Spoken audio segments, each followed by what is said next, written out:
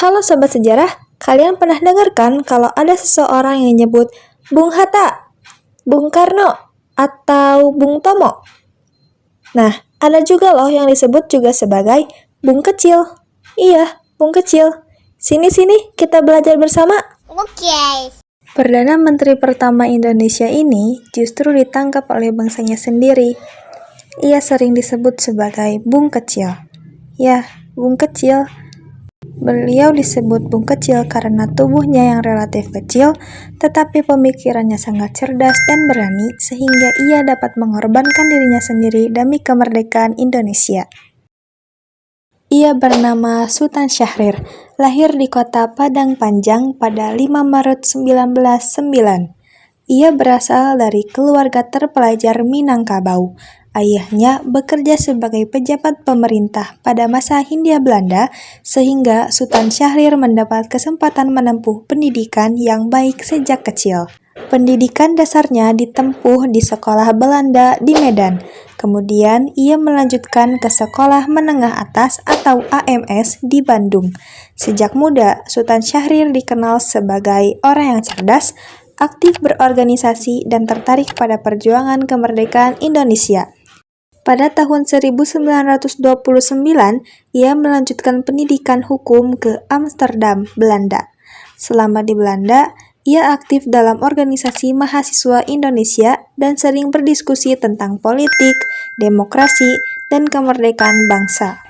Di sana pula ia berkenalan dengan seorang perempuan Belanda bernama Maria de Chateau.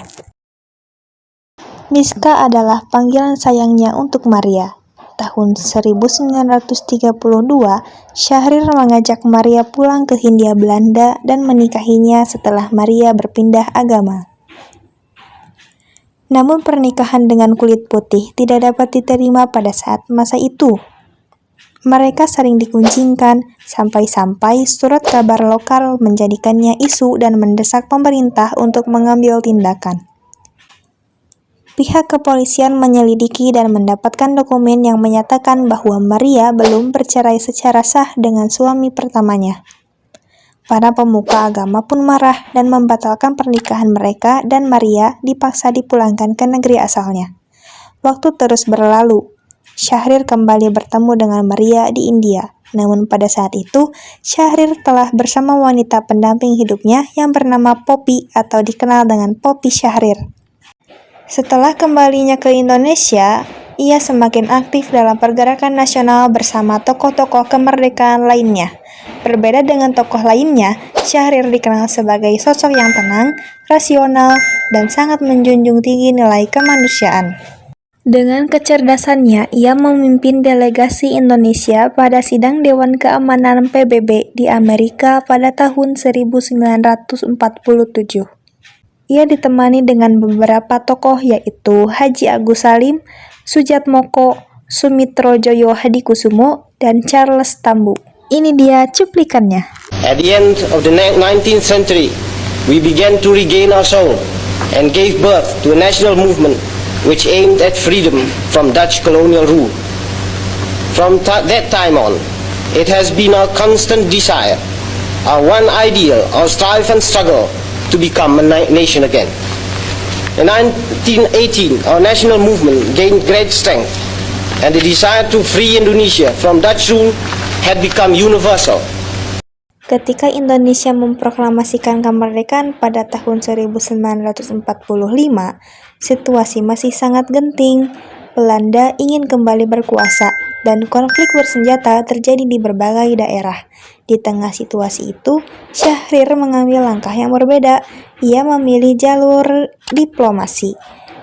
Ia percaya bahwa Indonesia tidak bisa hanya mengandalkan perang. Dunia internasional harus diyakinkan bahwa Indonesia layak merdeka.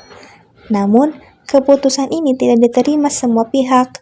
Banyak yang menganggapnya terlalu lemah, bahkan dituduh berpihak kepada Belanda. Pada tahun 1962, Sultan Syahrir dituduh terlibat dalam gerakan oposisi terhadap pemerintah. Akibat tuduhan tersebut, ia ditangkap dan dipenjarakan tanpa proses pengadilan yang jelas. Kondisi kesehatannya selama di penjara semakin menurun karena ia menderita penyakit. Karena kesehatannya yang memburuk, Sultan Syahrir akhirnya diizinkan berobat ke Swiss. Namun, pada tahun 1966, ia meninggal dunia di sana. Walaupun pernah dipenjara oleh bangsanya sendiri, Sultan Syahrir tetap dikenang sebagai salah satu tokoh perjuangan kemerdekaan Indonesia yang memperjuangkan demokrasi dan pendidikan. Namun, di balik penderitaan Sultan Syahrir ketika dipenjara oleh bangsanya sendiri, tersimpan pula kesedihan mendalam yang dirasakan keluarganya, terutama anak-anaknya. Saya kalau sekarang kita bicara, saya kalau ingat masa Zuhri lagi saya nangis lah. Bagaimana biar gimana juga kan kita kepingin ada ayah ya. Nggak usah sebagai Perdana Menteri, nggak usah sebagai yang bagaimana deh gitu. Tapi kan kehadiran seorang ayah dalam pertumbuhan dan perkembangan seorang anak itu penting gitu. Jadi kita tuh kalau bukan karena mamah itu tadi, kalau bukan karena mamah yang luar biasa ini, Poppy Syahrir ini, ya nggak tahu deh gitu. Mungkin masih ada kemarahan atau kekecewaan atau semua pertanyaan-pertanyaan yang nggak terjawab sampai hari ini.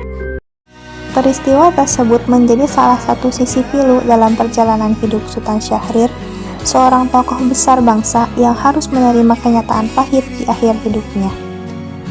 Kisah Sultan Syahrir mengajarkan kita bahwa perjuangan untuk bangsa tidak selalu berakhir dengan kemuliaan dan kenyamanan. Meskipun telah berjasa besar bagi Indonesia, beliau tetap menghadapi cobaan, fitnah, dan bahkan dipenjara oleh bangsanya sendiri. Dari kehidupannya, kita belajar tentang pentingnya keberanian, kejujuran, kecerdasan, serta tetap memegang prinsip walaupun berada dalam keadaan sulit.